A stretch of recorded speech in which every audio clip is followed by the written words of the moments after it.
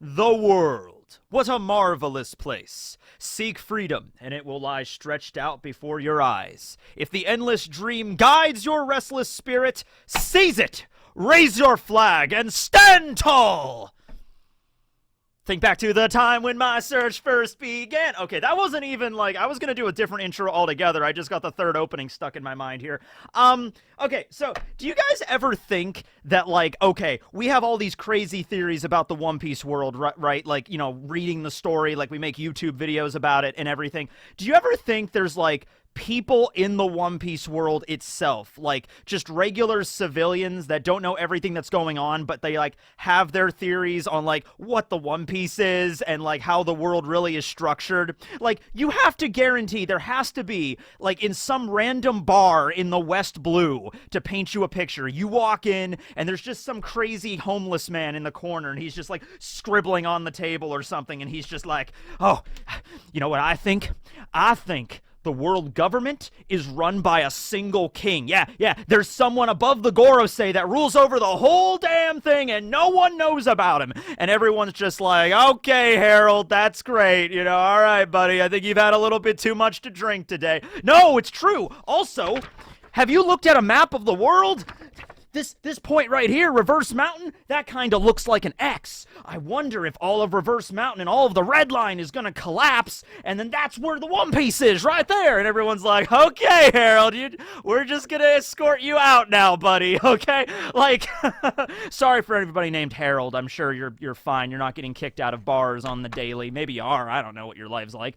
But I have to just think about that, because One Piece, like the treasure, you know, Roger announced that to the entire world. Everybody knows there's a great treasure somewhere at the end of the Grand Line called the One Piece. So in our world, there's a bunch of people theorizing about what it could be, and me included. And then in the One Piece world, there probably are as well. They're just a bunch of crazy people that no one pays attention to, right?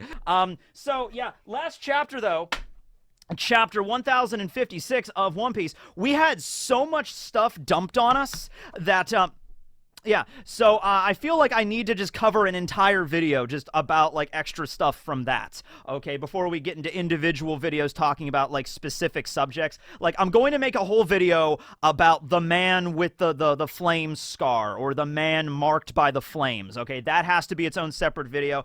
The Cross Guild, and more specifically than the Cross Guild, the idea of Buggy, Crocodile, and Mihawk working together to put bounties on Marines' heads. That's going to be a separate thing, because as I said in the review, that was already a video I had like an idea for months ago, where I was going to do a video talking about like if the Marines were pirates, how their bounties would be. So it's a little bit different now, because the Marines are still Marines, but now it's the pirates putting the bounties on the Marines. And as Eustace said in the last chapter, it's like the hunted have become, I mean, the hunters have become the hunted. The hunted have become the hunters. Yes, that's how that works. So whole video on that, but let's just go through the whole chapter again really quick and just talk about some stuff along the way. First thing is with Raizo, okay? And I was going to mention this, but I was distracted by Shinobu, as I'm sure a lot of people were. So Shinobu and Raizo were both afflicted by Aramaki's attack, which drained them of all their nutrients. Not just the water, but also like, you know, like all of their fat from like their muscles, their everything is just drained out of them. So they looked like mummies, okay? And so Shinobu recovered, and so now she looks a lot like she did back during Odin's flashback, okay? She slimmed down a little bit there. Raizo, probably the same thing is going to happen with him, and so we have not seen Raizo yet since the attack. So I'm just thinking, like, what's Raizo gonna look like? Because I'll guarantee it, everybody's theory on what Raizo was going to look like before he was introduced at Zou, I don't think anybody predicted that Raizo was going to look like he did. I mean, I'm okay with Raizo's design and everything. I'm just saying that, like, I don't think anyone expected it, because everybody knows that, like, Oda and Kishimoto, who's the mangaka of Naruto, they're, like, good friends and, like, rivals in the industry. So, because we all knew that Raizo was going to be a ninja from Wano, we were all thinking that, like, oh, is Raizo gonna look like Sasuke or like Itachi? Like, there might be a reference to Naruto in there. He might just be this really badass, like, ripped ninja, you know, and everything like that. And he turns out looking like Raizo. Now that he's like recovering from the attack, I wonder if, because that was also one of the things he said when he was in the hospital bed and he could barely move and he was like mummified. Kinemon was going on and on and on about like, oh, I'm getting to see my wife again, Osuru. I haven't seen her in 20 years. She's still just as beautiful as the last time I saw her.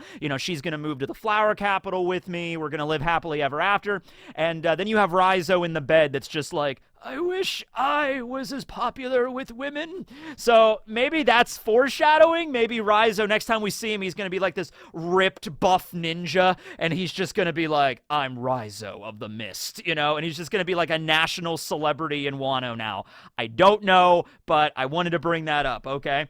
I'm not going to go too much into the whole thing with Carrot becoming the next, I guess I said Duke. I guess the technical term would be Duchess of Zou, because it was Duke, Dogstorm, and Master Nekomamushi. So if we're going with Duke as the title, I guess it would be Duchess of Zou. But anyway, so the only thing about Carrot, though, is that a lot of people have been throwing out that just because Carrot was made the new ruler of Zou, that doesn't mean she's going to just go off and be the ruler of Zou.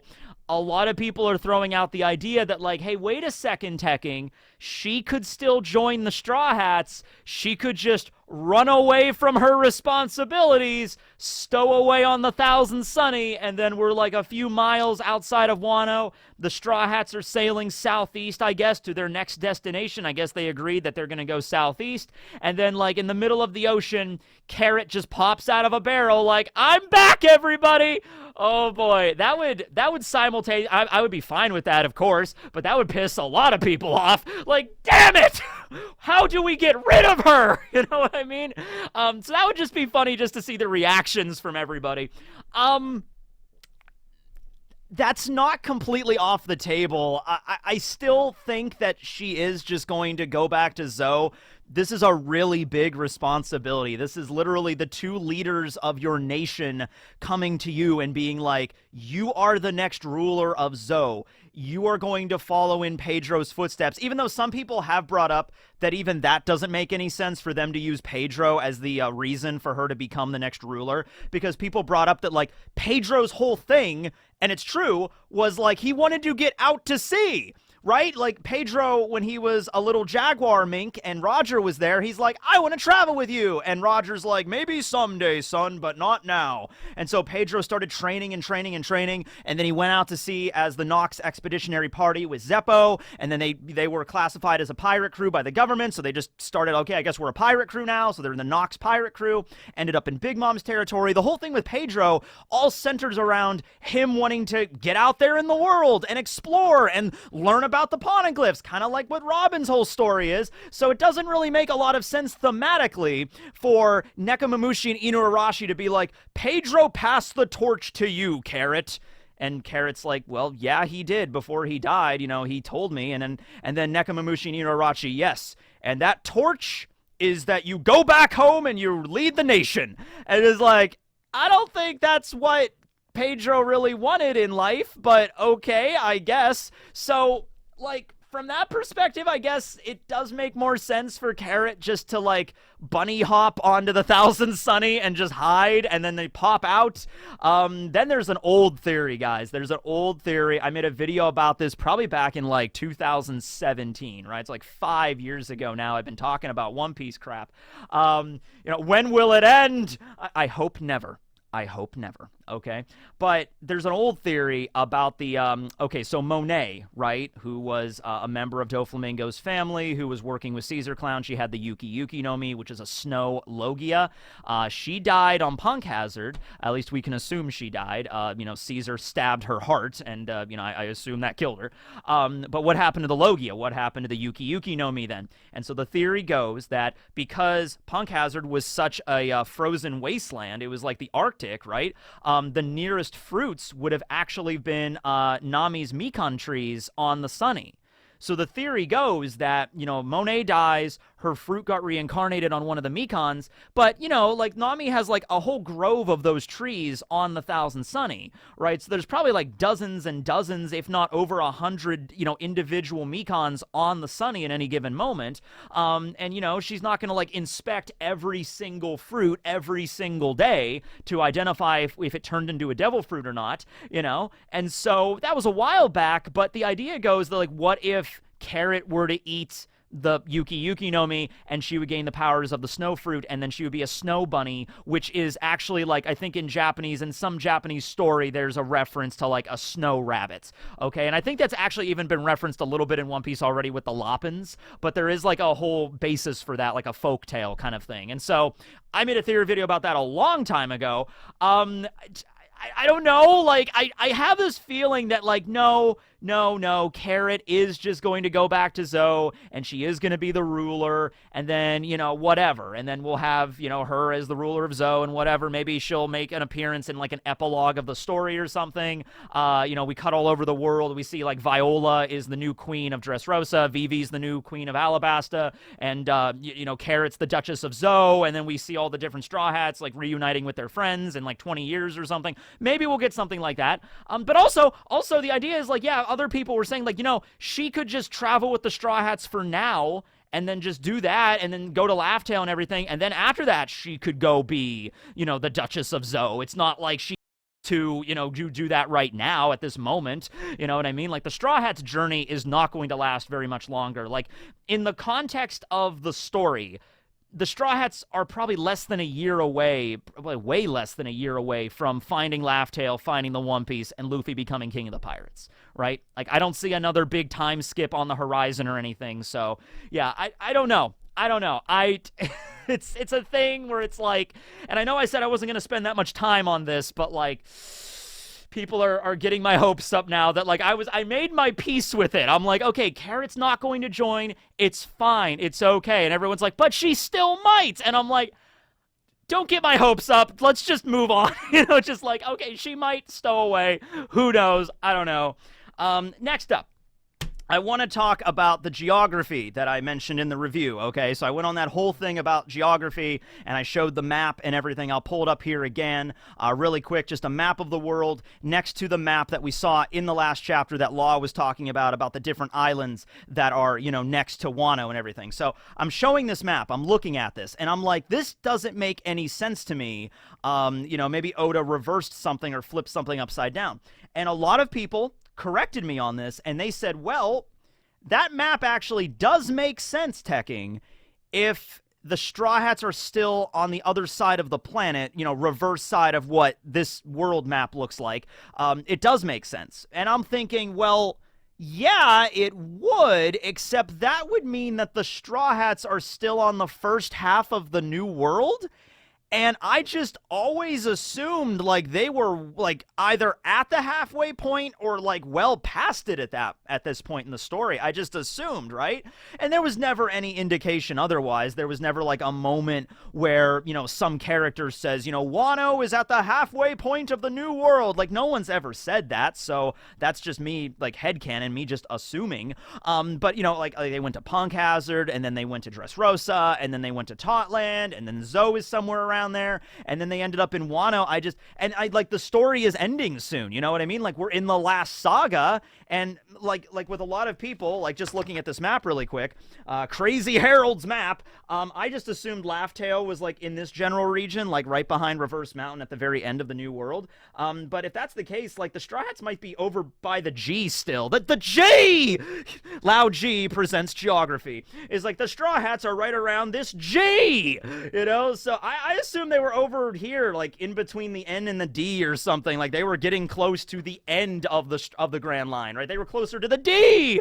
But no, yeah, I guess that map does make sense. It's just they're a lot further behind than I assumed they would be. Or Oda did make a mistake, but I don't like to think that Oda does, because, like, with things like such as geography, and it's Oda's story, and he spent so much time with the world building and everything, I mean, it's possible. But I feel like whenever Oda draws a map, and it could be something as simple as like just a little sea chart we saw in the last chapter, or it could be the whole map of Wano, I feel like that is something that Oda wants to make damn sure is as accurate to his vision as possible. Okay, so he might go through a few rough sketches and everything, but when he's drawing maps and he's using compass orientations and everything like that, I like to think that he makes, damn sure that that's as accurate as possible. So going along with that logic, then yeah, I guess this does make sense if they're still on the other side of the New World, the first half of the New World, so to speak. So I guess it's possible. And the Laugh Tale does not have to be, like, right here.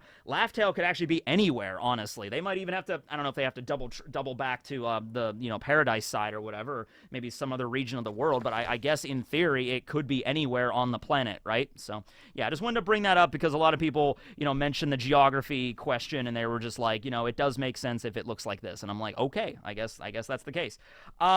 So, cross-skilled a little bit. The only thing to bring up about that, like right now in this video, because I'm going to make a whole separate thing about the bounties and everything, is I mentioned in the video that Crocodile might have been spending the last 2 years in the New World. We don't know what he's up to. Maybe he spent those last 2 years gaining as much money as possible, as much capital as possible, and so now they're the cross-skilled, and now that's like Crocodile is funding that whole operation, because if you're going to issue bounties on Marines' heads, then you have to be able to pay the bounties, you know what I mean? So if that's the case, then maybe Crocodile has the money, and that's the reason. And then a lot of people brought up, well, what about Buggy finding Captain John's treasure? And that's something everybody always forgets about, even including me. Captain John's treasure, the thing that Buggy was looking for in the mine over in the first half of the Grand Line in Paradise. He got captured and then got thrown into Impel Down. That was the whole reason he was looking for Captain John's treasure. And then Luffy had the armband that was in Moria's treasure vault, and we know that Captain John's zombie was on Thriller Bark, so his corpse made it to Thriller Bark at some point. They probably grave robbed it somewhere, and they found it, and they found his treasure, or at least the some of his treasure, the icon that leads to his treasure. So Buggy probably does have Captain John's treasure at this point, because he was already looking for it. He had the icon where, like the armband, which pointed to it, and he just became a warlord that had access to, Buggy's delivery service. So Buggy all of a sudden had like an army of hundreds and hundreds of men at his disposal, and he's like, men, we will now look for Captain John's treasure. Yeah, Captain Buggy! And then they probably found it. Probably didn't take them very long, maybe a couple of months after Buggy became a warlord.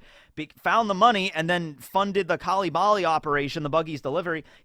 Buggy probably still has a lot of, as long as he didn't spend it all on stupid shit, which it's Buggy, so he might have. I would like to commission a giant statue to Captain Buggy, which is me, Captain Buggy. So he probably still has a lot of money in his vault. But yeah, I think Crocodile was gaining a lot of money as well. So between Crocodile and Buggy with Captain John's treasure, if he does have it, that's probably where all the funds for the Cross Guild came from. Like I said, I don't really think Mihawk has a lot of money because he doesn't really seem like he needs it.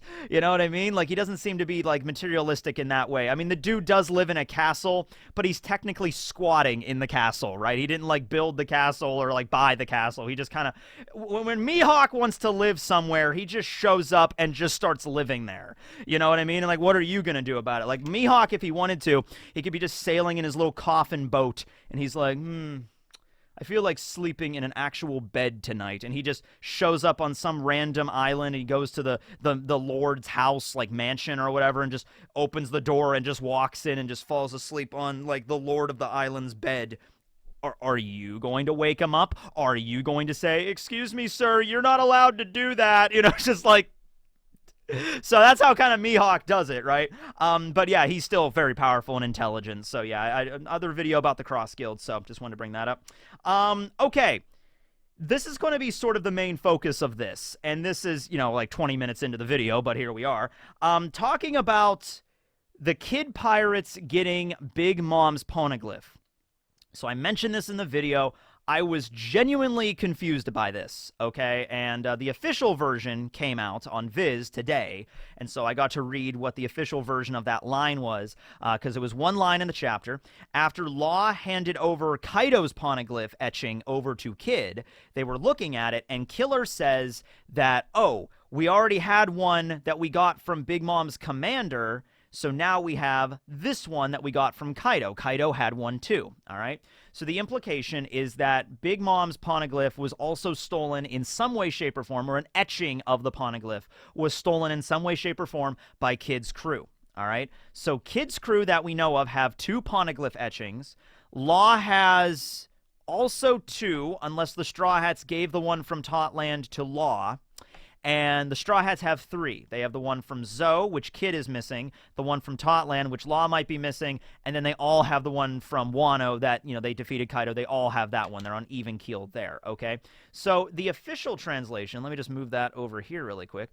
The same thing we took off of Big Mom's general. That's all he says, okay? It's like, so he's like, oh, this is a Poneglyph from Kaido. It's the same thing we took off of one of Big Mom's commanders. Now, the reason why I was confused by this was, the implication was that Kid's crew ran into Big Mom's fleet somewhere out at sea. And then they sunk their boat, which was mentioned by Tamago during Fishman Island. And I guess there was a commander on one of the boats, on one of the ships. And then they forced the Poneglyph etching out of the commander through threat of violence. And then they got it, and then they left, okay? Now, that doesn't make any sense to me, because why would, like, a commander just have the Poneglyph etching on their ship? Because that's Big Mom's prized possession, and if you keep etchings of it, and if you hand them out to all of your commanders, yeah, the commanders are strong, but that does increase the chance and the likelihood that they're going to get stolen, and then you're not the only one that has this Poneglyph etching. Now other people do too, and that's your competition, so that's not good, right? So I don't think it makes a lot of sense. There have been some explanations I was reading in the comments. Some people said, like, well, what if Big Mom gave each of the commanders the copy of the Poneglyph, so if they're out there in the world and they encounter someone that can read Poneglyphs, then they could just give them the etching, and so they can decipher it right then and there. I don't think that makes a lot of sense for a few reasons. Number one, you would not need the full copy of the Poneglyph for that. You know, you could literally just go up to the Poneglyph, maybe copy 1 or 2 glyphs from the Poneglyph, and then just keep that on them.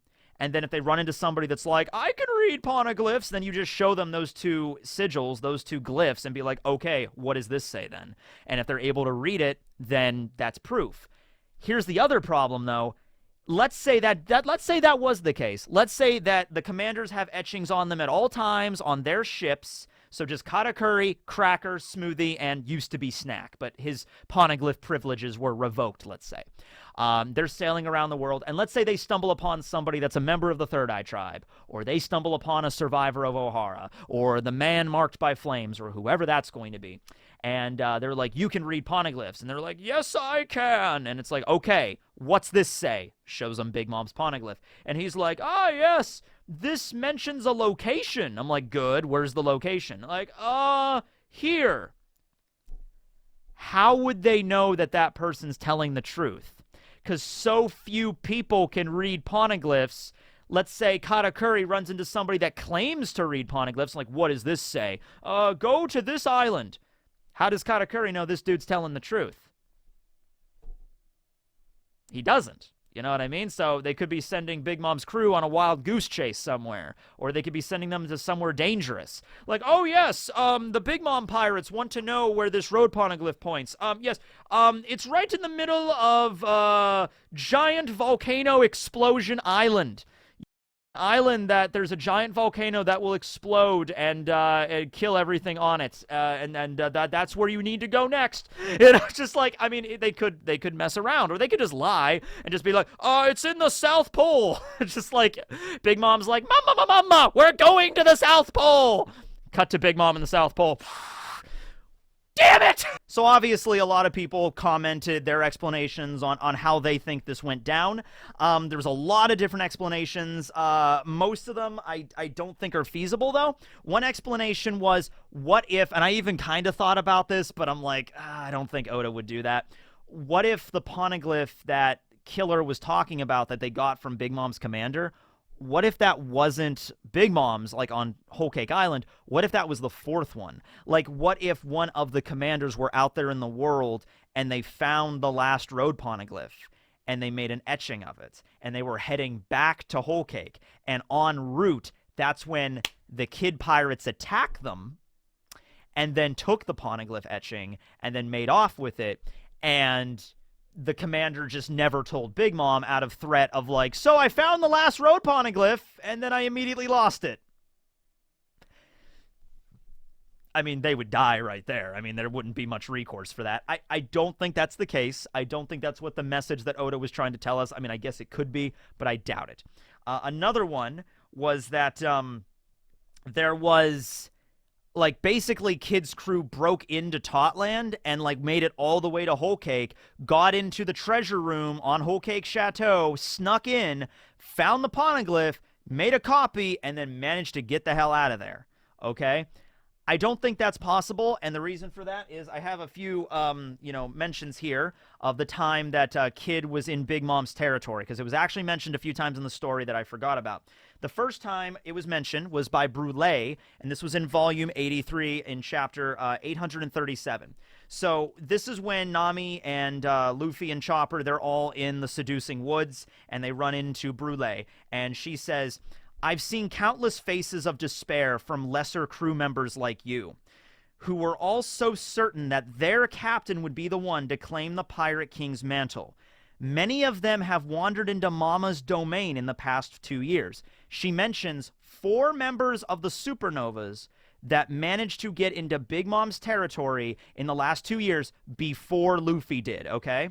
And those 4 Supernovas are Kid, Apu, which is like never mentioned that Apu had dealings with Big Mom, but hold on a second, Beiji, and a Rouge. Now, with Beiji we know, and she even brings this up, aside from Beiji, who wisely recognized the danger and joined our forces, they were all tossed out like lightweights without even ever catching a glimpse or hearing a word from Mama. Okay, that's what Brûlé tells Nami, okay? So the implication there is that we already know about a Rouge. A Rouge got into Big Mom's territory, defeated Snack, Cracker showed up, beat the shit out of a Rouge, and then a Rouge retreated, okay? So we know his story. Beiji's story is that he joined the crew as a rook as part of this, very elaborate plot to assassinate her. We don't know anything about Apu, although I like to think because of the way Apu operates, as we saw him on Kaido's crew, he was probably just sneaking into Big Mom's territory to take some pictures and maybe sell them to the highest bidder. He seems to be a little bit of an information broker. That seems to be what Apu's whole, shtick is, okay?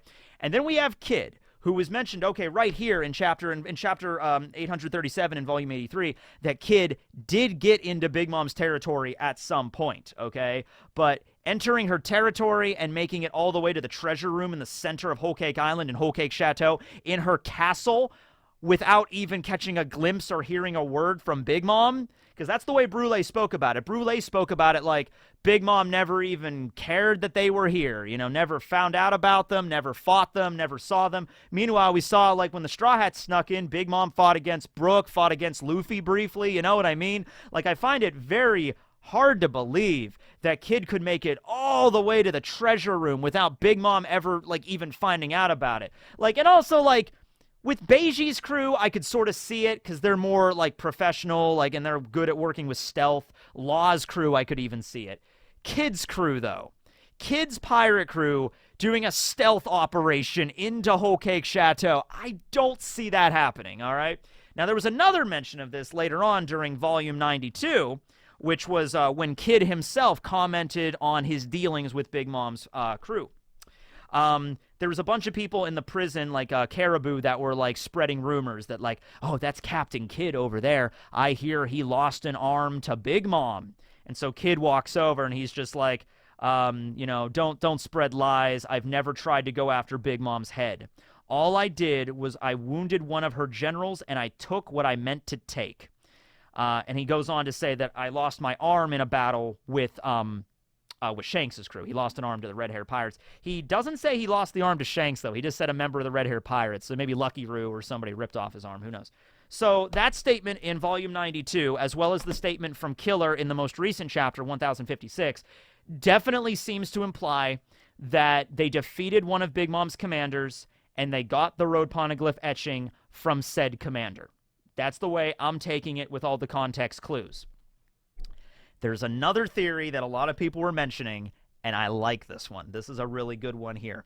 What if one of Big Mom's commanders stole the etching of the Poneglyph and were meaning to sell it to somebody. Like they were doing an underhanded business deal without Big Mom knowing about it. Like what if Blackbeard, for instance, met with one of the Sweet Commanders and was like, "Say ha ha ha ha! If you can get yourself a copy of that old hag's Poneglyph and you can bring it back here and give it to me, maybe I'll make you one of my 10 Titanic captains. I'll give you more money than you could ever hope for," something along those lines. And what if the commander in question was like, "I'll do that." And then the commander could easily make their way into Whole Cake Chateau, into the treasure room. They're a Sweet Commander, for God's sake. Sneak in, make an etching, pocket it. They went to go, like, at the meeting point, the drop point, to give off the Poneglyph, but then, boom, Kid and his crew found out about this exchange, and then they, like, intercepted the Sweet Commander before the deal could be made, and then they made off with it. I like that theory. I like that. That makes the most sense out of anything that I'd heard, because I was literally flabbergasted about this. I was like, I did not understand how this could have went down, okay? Unless Kid himself barged into Whole Cake Chateau, got the etching, defeated a commander, and left. But I'm like, damn, you'd think there'd be more of a hullabaloo about that. You know what I mean? Like, there'd be more people mentioning that, And then Big Mom never even knew about it, apparently. So that doesn't make any sense, right? It would be mentioned before this, right? Yeah, so that makes the most sense. Now, who is the Sweet Commander is the question. I said it was Snack in the last review. Like, Snack messed up here, and then he messed up with a Rouge, and then he just got kicked out. But wait, hold on. Wait, what chapter was that again? Hold on a second. Let me pull that back up, because there was something else I wanted to bring up that Kid said. All I did was wound one of her generals, and I took what I meant to take, which was the Poneglyph etching. Which of the Sweet Commanders has a scar that's like a very prominent scar? Katakuri doesn't. I mean, he might have a scar now from the fight with Luffy, but Katakuri doesn't have a scar that we know of. Smoothie doesn't seem like she has a scar. Snack, I don't even think, has a scar. Cracker has a scar. Big scar on his face. And he's somebody that really hates pain, too. So, he tries his damnedest to avoid direct conflict. And we don't know when Kid did this, by the way. I don't think Kid did this, like, a couple of, like, weeks before Luffy arrived at Totland. This happened during the time skip. So this could have happened, like, 6 months after, Luffy began his training on Ruskina. Kid is in the New World. He decides to go right after Big Mom's commanders. Him and Cracker get into some huge fight. Kid summoning, Punk Rotten and punching the shit out of him, causes the scar on Cracker's face. And then it's just, a year and a half, it's healed. And then that's when Cracker fights Luffy. So I like to think right now, even if Cracker did not double-cross Big Mom, even if that's not the explanation, I like to think that Cracker was the commander that Kid fought against. So that's the best I have right now. So thanks to everybody who commented on that, because there was a lot of different theories, a lot of different directions. A lot of them I was like, I don't see it. But this one I like. This one I think makes a lot of sense. So there's that. And the last thing I wanted to bring up, and it's just going to be brief because of, this is going to be a separate video, is the man with the flame scar, okay? The only thing I'll say about that right now is that, and I kind of expected this, every single character now that has any kind of scar on their body, they're going to be possible, candidates for this man marked by flames. So I mentioned maybe a survivor of Ohara, as well as Doflamingo, because he was tortured as a kid. Maybe his eye is like gone and it's like a burn scar on his eye. So that's what I thought of. But some other candidates here include Aokiji, because he fought against Akainu, so he was marked by flames. Marked by magma more than flames, but marked by flames. He has scars all over his body. He lost a leg. Sabo, that's pretty obvious because Sabo has the scar. Although I don't think Sabo would be able to read poneglyphs or anything. It's really implied that the person in question with the scar is able to decipher poneglyphs for pirates. Maybe he travels all over the world so the government can never pin him down, but it is logic that, like, Robin, we don't know where Robin is, or she's a member of the Straw Hat crew, but there's some other dude out there that's like a freelancer that will read poneglyphs for a price or something, or if you can find him, So Sabo was another one. I heard a lot about Scopper Gabon, just because Scopper was the previous member of Roger's crew after Rayleigh. He's like the third strongest, and we haven't heard anything about him since, the flashback with Odin, or nothing in the present of the story.